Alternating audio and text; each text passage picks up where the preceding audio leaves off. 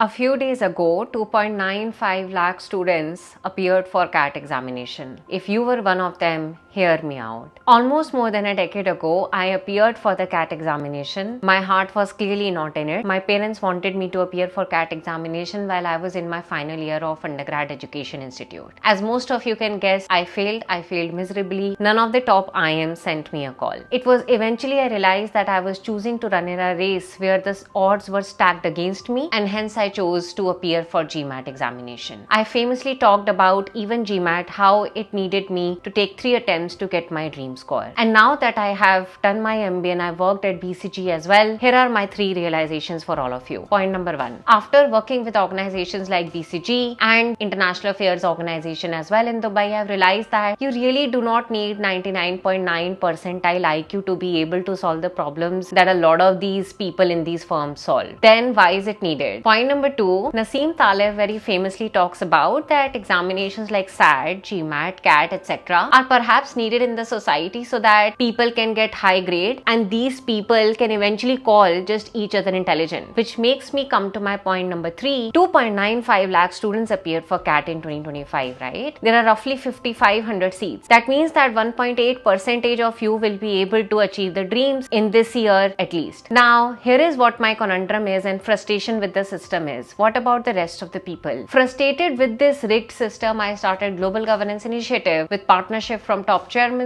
and CEOs from BlackRock, BCG, McKinsey, Amazon as well. I know I do not want to sound idealistic, but the reality is plenty of GGINs have been able to get a CTC of 15 lakh and above category after their experience from GGI as well. So yes, take examination, take CAT. I was in that journey at some point of time too, but the most important part is do not let an examination impact your self-worth. MBA is a means towards an end. MBA is not the end itself. So go out there, you just get one life to live. Live it well, my friends.